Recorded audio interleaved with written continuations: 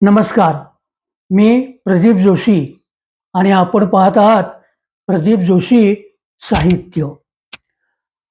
अण्णा हजारे म्हणतात, सरकारने माहिती अधिकार कायद्यात ज्या मनमानी दुरुस्त्या केल्या आहेत, त्यामुळे हा कायदा जनहिताच्या दृष्टीने कमकुवत झाला आहे. सरकारच्या एकूणच धोरणावर आपण नाराज आहोत. कायद्याचा आत्मा जीवन ठेवायचा असेल तर तातडीनं एक समिती नेमणे आवश्यक आहे. या समितीत माहिती अधिकाराचा सखोल अभ्यास असणारे आणि जनतेच्या बाजूने विचार करणारे अधिकारी हवेत. अण्णा, तुमची भूमिका रास्त आहे.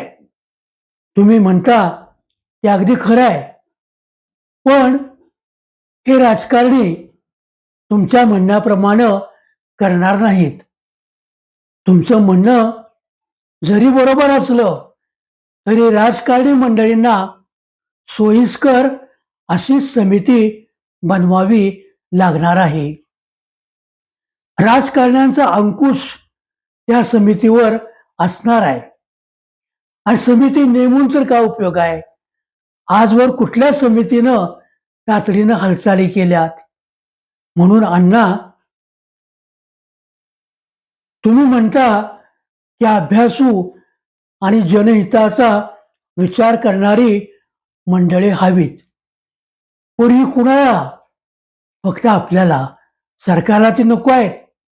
हेच खरं वास्तव आहे.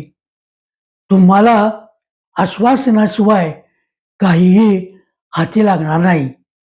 जरा स्पष्टच बोललो, त्याबद्दल क्षमस्व. पण अण्णा, पूर्वीचा काळ संपला. हल्लीचा काळ हा प्रवाहाच्या विरोधात जे जातात ना, त्यांच्या बाजूने कधीच नाहीये. हे तुम्हीच काय सगळ्यांच्या बाबतीत दिसून येते. म्हणून अशा समित्या नेमणं हे मला तर वाटतं की कुचकामी ठरणार आहे.